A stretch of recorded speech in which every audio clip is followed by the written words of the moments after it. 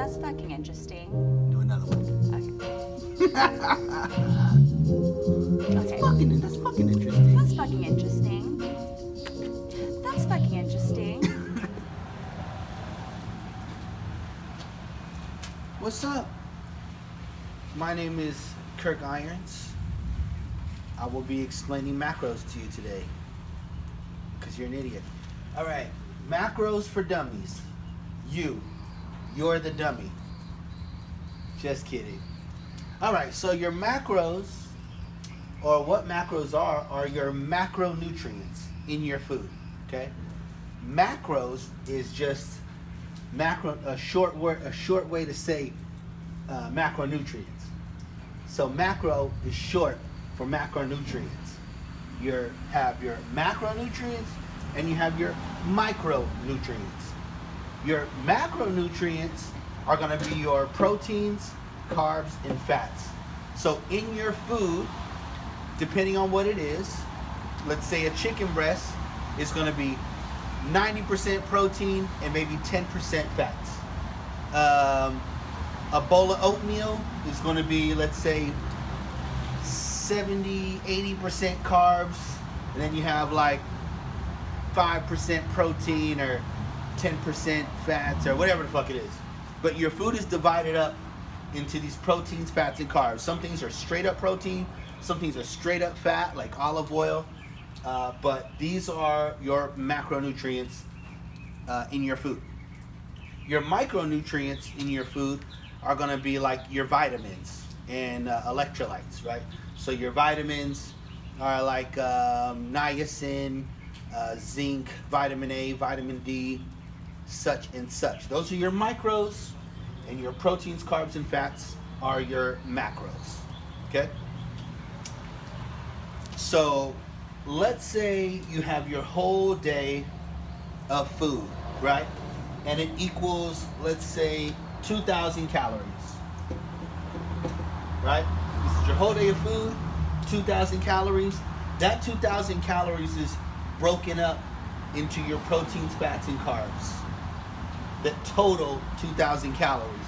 So maybe you have 800 calories of protein, you have 200 calories of fats, and then you have 1,000 calories of carbs. That's 2,000 calories, but it's broken up like that. You feel me? Okay, let's move forward. Sorry. Okay, so let's go into what they do, right? What do it do? What does protein do? What do carbs do? What does fat do?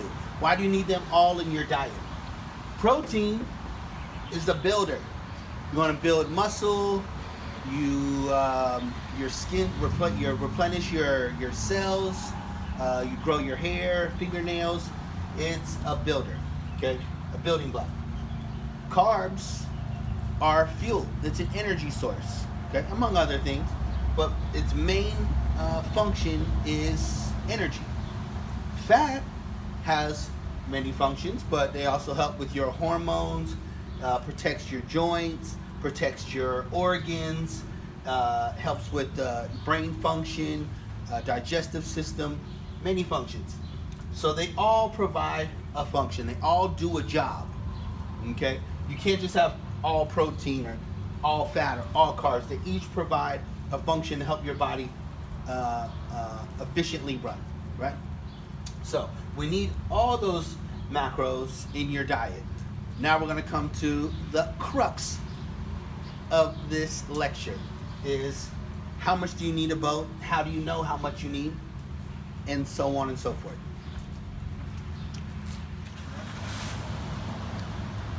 Okay, so rule of thumb is we're going to find out what your resting metabolic rate is, okay? So typically, it's going to be your body weight. Let's say you weigh 200 pounds. We're going to multiply that by 10. That gives us 2,000. So your resting metabolic rate is probably 2,000 calories. Sometimes it's going to be more, depending on how much lean muscle you have or your genetics, or it might be a little less. But to get an estimate of where we're going to start, we're going to multiply your body weight by 10. Okay? So now we have your resting metabolic rate. The reason that's important is because if you eat more than your resting metabolic rate, you're going to gain weight, or let's say build muscle, or put on body fat. If you eat less than your resting metabolic rate, or you burn more than your resting metabolic rate, you're going to lose or cut. If you eat exactly the same, you're going to maintain. So whether you know it or not, every day you're in one of those zones. You're either gaining, losing, or maintaining. Whether you know it or not, you're tracking your food or not. Now, you want to design you a meal plan so that you're in you have a strategy so that you consistently lose or gain or maintain whatever your goal is. Okay? So, something to remember is your protein is 4 calories per gram. Your carbs are 4 calories per gram. Your fats are 9 calories per gram. Okay? The first thing is, say if you weigh 2,200 pounds and your resting metabolic rate is 2,000, we're going to get at least 1 gram of protein for every pound you weigh. So 200 grams of your diet is going to be protein, right? So we take 200 multiplied by 4, that's 800. 800 calories of your diet is coming from protein, okay? So we have 2,000. Let me hold it. So you weigh 200 pounds. Your resting metabolic rate is 2,000. So let's say we're giving you a meal plan, and it's say we're going to start with 2,000 calories on that meal plan, right? Why? Why 2,000 calories? Because multiply 200 by 10, you get 2,000. That's going to be about what your resting metabolic rate is.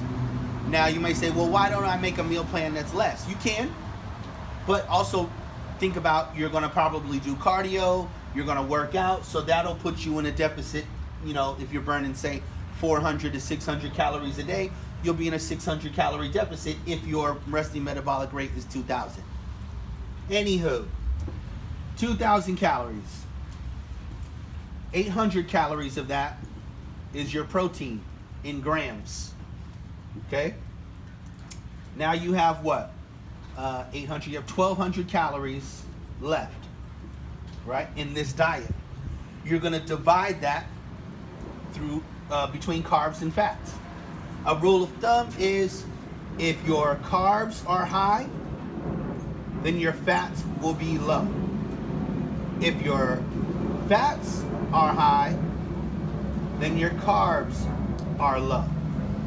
So let's say you want to have a carb-heavy diet. Let's see, of the 1,200 calories, let's say 800 calories in carbs, and then the remaining 400 calories in fats. Okay? So, is it 8, 9, 10, 12? Okay, so now we have 800 calories of protein.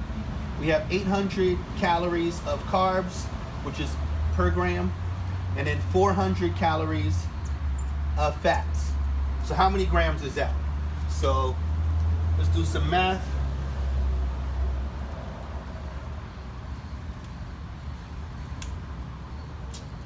All right, let's do some math real quick.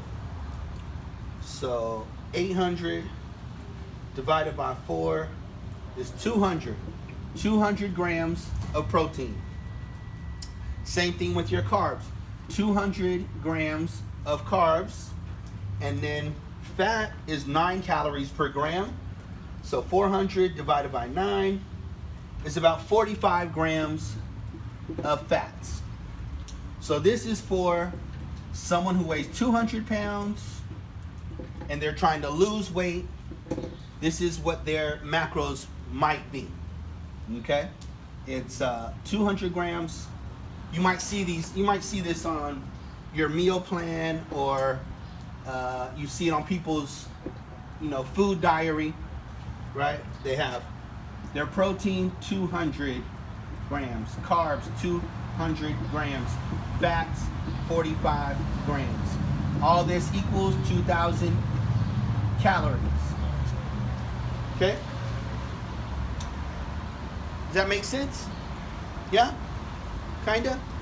Okay. All right, so here's something to remember.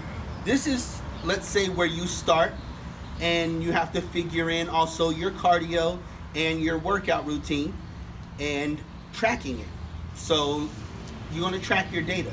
So you want to get your measurements, right? At first, let's say you measure your waist, you measure your body fat, you measure how much you weigh, right? And you give it a week following your diet, going to your workouts. You measure again a week later. Have you lost? Have you lost inches? Have you lost any body fat? Have you lost weight, right? As you continue with it and you're progressing well, and you go from weighing, say, 200 pounds to weighing 190, now your metabolic rate may be going down, right? There's two things you can do. You can either increase the food and increase your output, okay? So you might raise your protein a little bit, raise your carbs a little bit, and then do more cardio. You should be tracking your cardio week to week, tracking your body fat, your weight. You can either increase or decrease the food. Now, you really don't want to go for really anybody, but especially, let's say, a small woman, you really don't want to go below 1,200 calories. That would be extremely low. The idea would be to give yourself more food and do more, building muscle and raising your metabolism. The muscle you're putting on your body, not necessarily size, but it could be density or size, is going to raise your metabolic rate, okay? You might have heard the term reverse diet. So let's say this person does 2,000 calories. They're losing over the course of a month. They drop body fat down from, let's say, 22% to 18%. Let's give them another 20 grams of protein, another 30 grams of carbs, and say 10 grams of fats. And then we track, right? We track. Maybe they'll maintain for a while. And then eating the same thing over the course of time, you might notice the body fat goes back down and starts to get lower and lower because the metabolic rate is going up. That's ideal, rather than cutting food, doing a bunch of cardio. You don't want your calorie expenditure to all come from activity. You want it to come from your metabolic rate.